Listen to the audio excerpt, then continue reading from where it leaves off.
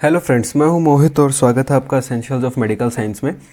इस वीडियो में हम बात करने वाले हैं डेवलपमेंट ऑफ हार्ट ट्यूब के बारे में। मतलब हम स्टार्ट करेंगे डेवलपमेंट ऑफ हार्ट, और हार्ट की डेवलपमेंट सबसे पहला पार्ट है हार्ट ट्यूब की डेवलपमेंट। मतलब हमारा हार्ट जो है वो कैसे इस शेप में आया, जो शेप है हमारे हार्ट की वो कैसे हमारे हार्ट ने अटेन की।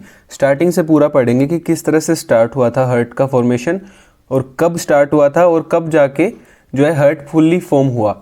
तो ये सब बात इस वीडियो में हम करेंगे। और उसके बाद आने वाली वीडियोस में हम जो इंटर एट्रियल सेप्टम हुई, इंटरवेंट्रिकुलर सेप्टम हुई, उन सब की डेवलपमेंट के बारे में बात करेंगे। तो अभी सिर्फ और सिर्फ इस वीडियो में हम हार्ट ट्यूब की डेवलपमेंट की बात करेंगे कि हार्ट कैसे डेवलप हुआ। उसकी जो सेप्टम है वो बाद में देखेंगे। तो हमारा जो हार्ट है, पहली बात तो वो कब बनना स्टार्ट होता है, तो वो फर्टिलाइजेशन के 18 to 19 डेज बाद स्टार्ट हो जाता है बनना। और बनता कैसे है? हार्ट जो है वो बनता है एक एम्ब्रियोनिक टिश्यू से, जिसको हम बोलते हैं मेसोडर्म। हमने सुना है ना, मेसोडर्म, एंडोडर्म, एक्टोडर्म, मेसोडर्म में 3 लेयर्स होती हैं। तो जो मेसोडर्म होती है, इन तीनों में से जो मेसोडर्म वाली लेयर है, उससे हमारे हार्ट की फॉर्मेशन होती है। मतलब हमारा हार्ट मेसोडर्मल ओरिजिन का है। 18 to 19 days after the fertilization होने के बाद कि 18 to 19 डेज बाद ये formation of the heart start होती है। उसके बाद क्या होता है कि जो हार्ट है वो कौन से एरिया में डेवलप होना स्टार्ट होता है। ये देखो, इस तरह समझो, मान लो ये हमारा एम्ब्रियो है। ये 18 डेज की बात कर रहा हूँ मैं, जब हमारी फर्टिलाइजेशन को 18 डेज हो चुके हैं, ठीक है। उसके बाद क्या होता है कि ये हमारा जो एम्ब्रियो कुछ इस तरह का दिखाई देता है, ठीक है।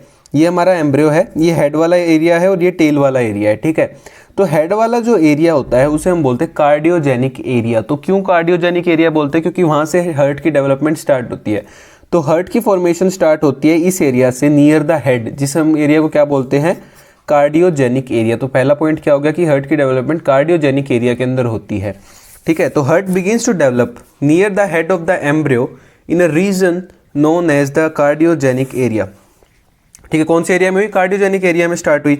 कार्डियोजेनिक एरिया जो है, अब जो कार्डियोजेनिक एरिया था वहाँ पे 2 स्ट्रैंड्स बनते हैं। कैसे कैसे 2 स्ट्रैंड्स? कुछ इस तरह से, ये दिख रहे हैं आपको, ये 2 स्ट्रैंड्स बन रहे हैं, ठीक है। ये 2 स्ट्रैंड्स हैं, किससे बने? कार्डियोजेनिक एरिया से बने। तो कार्डियोजेनिक एरिया में 2 स्ट्रैंड बनते हैं जिन्हें हम बोलते हैं कार्डियोजेनिक कोड्स।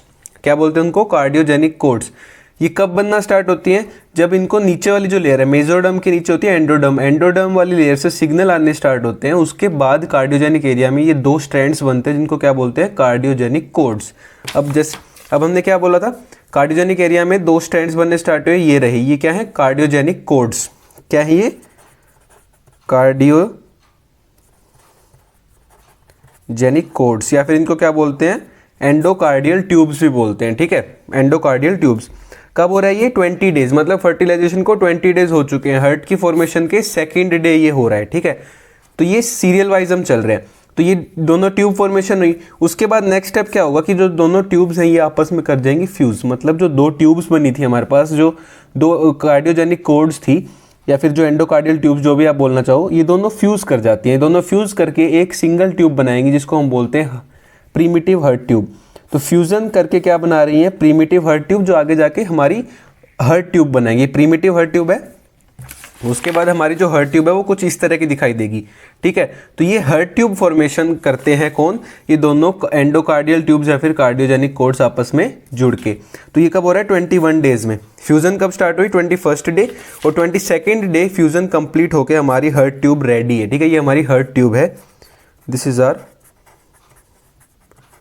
हार्ट ट्यूब, ठीक है। तो ये पॉइंट अब देखते हैं यहाँ पे। तो मैंने क्या बोला? 2 कोड्स बनी, cardiogenic cords. As the cardiogenic cords develop, a lumen develops. जब ये कार्डियोजेनिक कोड्स थी, अभी तक कोड थी, ठीक है, इनके बीच में ल्यूमन नहीं था, लेकिन जैसे जैसे ये कार्डियोजेनिक कोड्स डेवलप होती हैं, बीच में ल्यूमन आ जाता है, और ल्यूमन आने के बाद हम इनको बोलते हैं एंडोकार्डियल ट्यूब्स। तो यहाँ पे मैंने दोनों चीज़ लिखा था ना आपको, ये देखो, कार्डियोजेनिक कोड्स या एंडोकार्डियल ट्यूब्स। कब बोलेंगे कार्डियोजेनिक कोड्स? कब बोलेंगे? जब ल्यूमन नहीं है। और ये कार्डियोजेनिक कोड्स आगे जाके क्या बना देती हैं? Endocardial tubes. मतलब इनके अंदर ल्यूमन आ जाता है, अंदर खाली स्पेस आ जाता है, उसके बाद इनको एंडोकार्डियल ट्यूब बोलेंगे। पहले कोड थी, बाद में ट्यूब बन गई, ठीक है। अब जो 2 ट्यूब थी वो माइग्रेट करेंगी, एक दूसरे के पास आएंगी और फ्यूज करके क्या बनाएंगी? प्रीमिटिव हार्ट ट्यूब, ठीक है। इतना मैंने आपको बता दिया। तो ये हमारी प्रीमिटिव हार्ट ट्यूब यहाँ पे रेडी हो चुकी है। उसके बाद क्या होता है? जो प्रीमिटिव हार्ट ट्यूब है उसमें 4 अलग अलग एरियाज बनते हैं। प्रीमिटिव हार्ट ट्यूब में 4 अलग अलग एरियाज बनते हैं। हेड टू टेल अगर बात करें, मतलब ऊपर से नीचे, सबसे ऊपर होता है आर्टेरियल एंड, उसके बाद होता है प्रीमिटिव वेंट्रिकल, उसके बाद होता है प्रीमिटिव एट्रियम और लास्ट में होता है वेनस एंड। तो चार जो हमारी प्रीमिटिव हार्ट ट्यूब थी वो आगे जाके चार पार्ट्स में डिवाइड होती है। मतलब प्रीमिटिव हार्ट ट्यूब में चार हमें अलग अलग पार्ट्स दिखाई देते हैं। हेड टू टेल देखें, मतलब ऊपर से नीचे देखेंगे तो सबसे ऊपर आर्टेरियल एंड होता है, उसके बाद प्रीमिटिव वेंट्रिकल, फिर प्रीमिटिव एट्रियम और उसके बाद होता है वेनस एंड। तो वेनस एंड टेल की तरफ है और आर्टेरियल एंड हेड की तरफ है, ठीक है। अब आर्टेरियल एंड का दूसरा नाम जो होता है वो होता है बल्बस कॉर्डिस। आर्टेरियल एंड को क्या बोलते हैं? बल्बस कॉर्डिस। और वेनस एंड को हम साइनस वेनोसस भी बोल देते हैं। तो आर्टेरियल एंड का क्या बोल देते हैं? बल्बस कॉर्डिस, और वेनस एंड को साइनस वेनोसस। तो ये हमारे टोटल 5 पॉइंट्स अब तक कवर हो चुके हैं। तो मैं हार्ट ट्यूब में आपको दिखा देता हूँ डायग्राम में ये चीज़। ये देखो, ये हमारी हार्ट ट्यूब डेवलप हो चुकी थी। अब ये हमारा ऊपर हेड वाला एरिया है ऊपर की तरफ, और नीचे की तरफ है टेल वाला एरिया। हेड से टेल आए तो सबसे ऊपर आर्टेरियल एंड, या फिर इसको क्या बोला मैंने? बल्बस कॉर्डिस, ये रहा। फिर है प्रीमिटिव वेंट्रिकल, ये प्रीमिटिव वेंट्रिकल है। फिर प्रीमिटिव एट्रियम है, और उसके बाद लास्ट में वेनस एंड है, जिसे हमने क्या बोला था? साइनस वेनोसस, ठीक है। और ये वाली राइट साइड है, ये वाली लेफ्ट साइड है, ठीक है। ये मैं आगे बताऊंगा कि क्या है राइट लेफ्ट का चक्कर।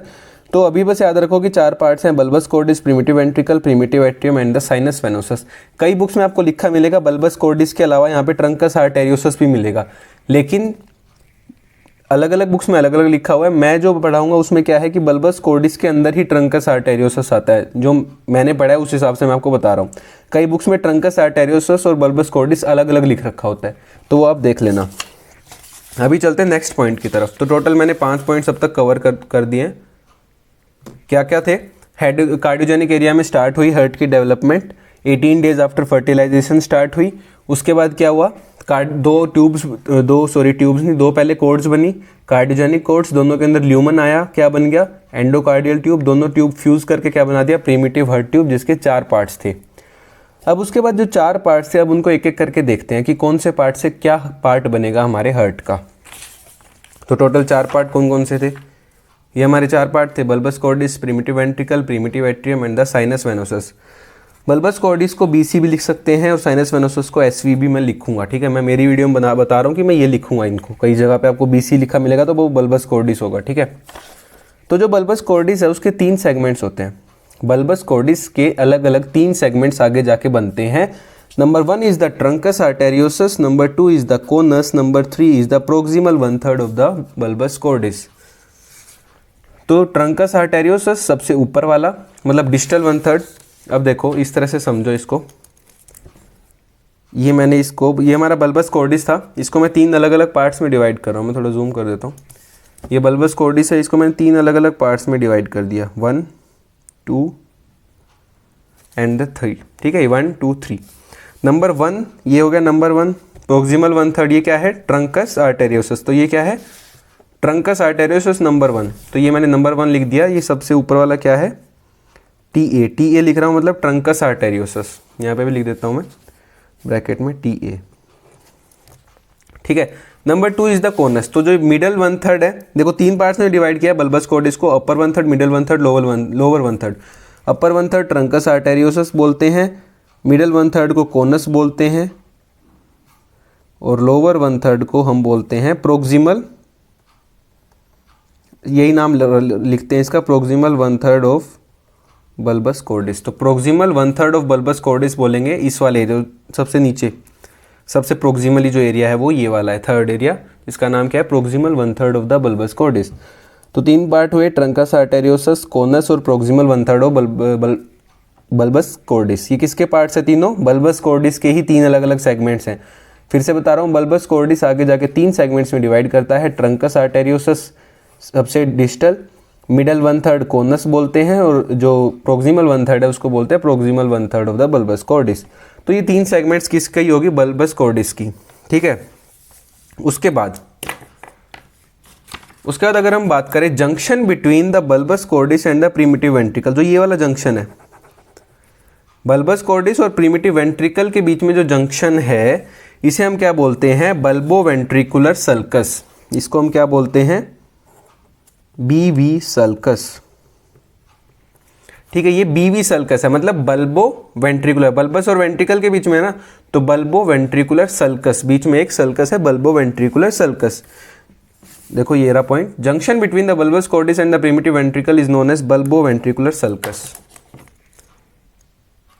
ठीक है, तो टोटल 7 पॉइंट कवर हो चुके हैं। बल्बस कॉर्डिस के मैंने तीनों सेगमेंट बता दिए, और बल्बस कॉर्डिस और प्रिमिटिव वेंट्रिकल के बीच में जो जंक्शन है उसको क्या बोला गया है, बल्बो वेंट्रिकुलर सल्कस या फिर बीवी सल्कस। अब नेक्स्ट पॉइंट की बात करते हैं, साइनस वेनोसस। अब चलते हैं साइनस वेनोसस की तरफ। साइनस वेनोसस सबसे नीचे वाला पार्ट था। अब जिस तरह से बल्बस कॉर्डिस के 3 सेगमेंट थे, साइनस वेनोसस के भी अलग अलग 3 सेगमेंट यहाँ पे हम करेंगे। एक ये वाला हो गया, ठीक है,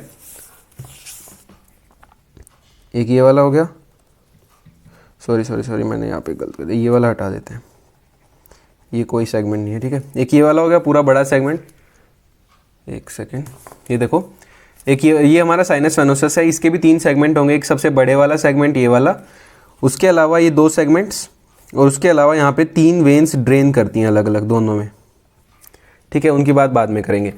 तो ये वाला जो पार्ट है सबसे बड़ा पार्ट, इसे हम बोलते हैं body of the sinus venosus. तो इस पार्ट को क्या बोलेंगे हम, this part is the body of the sinus venosus, ठीक है। उसके बाद जो ये दोनों पार्ट हैं, ये वाला देखो, ये वाले दोनों पार्ट, इन्हें हम बोलते हैं horn of the sinus venosus.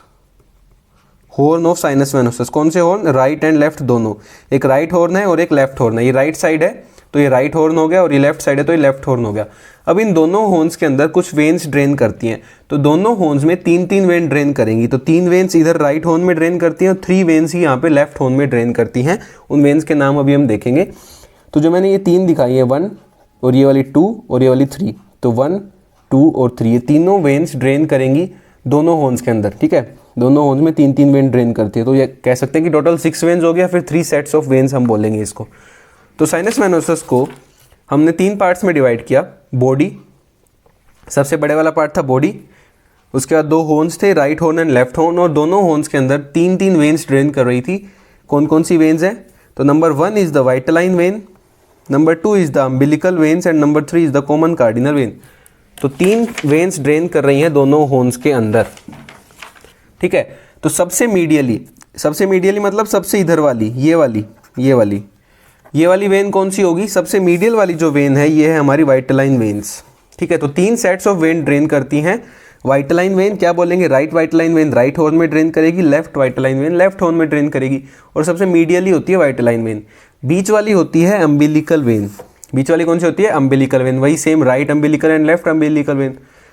और सबसे लेटरली होती है कॉमन कार्डिनल वेन। तो कॉमन कार्डिनल वेन भी वही right and left common cardinal vein होगी। राइट वाली राइट हॉर्न में ड्रेन करेगी, लेफ्ट वाली लेफ्ट हॉर्न में ड्रेन करेगी। तो साइनस वेनोसस के 3 पार्ट थे, body, right and left horn, और 3 sets of veins, vitelline veins, umbilical veins and the common cardinal when.